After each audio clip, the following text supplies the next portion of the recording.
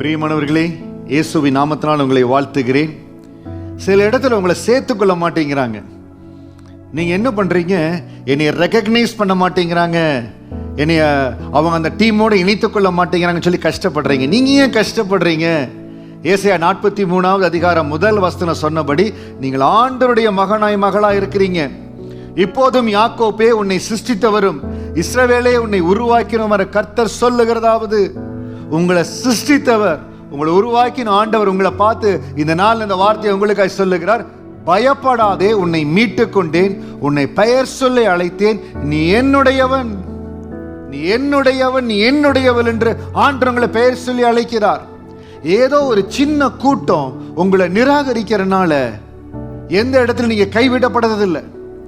ஏதோ ஒரு சில மனிதர்கள் உங்களை நிராகரிக்கிறாங்க. Please don't take it to your heart. எல்லாம் நீ நிராகரிக்கிறாங்களே, எனக்கு தகுதி இல்லையோ, என்னால முடியலையோ, இல்ல, அப்படி எடுக்கவே எடுக்காதீங்க. உங்களை உருவாக்கினவர், உங்களை சிருஷ்டித்தவர், உங்களுக்குள்ள வைத்த தேவ திட்டத்தை என் ஆண்டவர் நிறைவேற்றுவார். தாவீது புறக்கணிக்கப்பட்டார். எந்த இஸ்ரவேல் ஜனங்கள் தாவீதை கொண்டாடினார்களோ அந்த ஜனங்கள் சவுலோடு இணைந்து கொண்டு தாவீதுக்கு விரோதமாய் மாறினாங்க, புறக்கணிச்சாங்க. ஆனால் தாவீது கலங்கி போகவே இல்லை. என்னை அழைத்தவர் உண்மையுள்ளவர், அவர் நடத்துவார். இன்னைக்கு அதே போல சூழ்நிலைகள் நிமித்தமாய் மற்றவர்களுக்கு லாபம் வரணுங்கிறதுக்காக, அவர்கள் ப்ரமோஷன் வாங்கி போகணுங்கிறதுக்காக உங்களை எங்கேயோ தனிமைப்படுத்துறாங்க. You are isolated. தயவு செய்து நீங்க எதை குறிச்சும் பயப்படாதீங்க.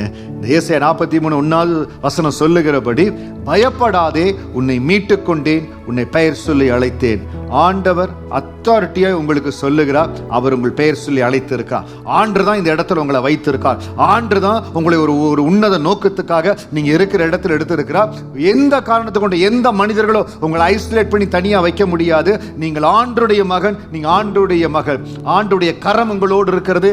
ஆண்டு உங்களை பலப்படுத்துவார். உங்களுக்கு உரிய ஸ்தானத்துல என் ஆண்டு உங்களை உயர்த்த போறார். நீங்க இருக்கிற இடத்துல கலங்காமல் இருங்க. நீங்க இருக்கிற இடத்துல உறுதியா இருங்க.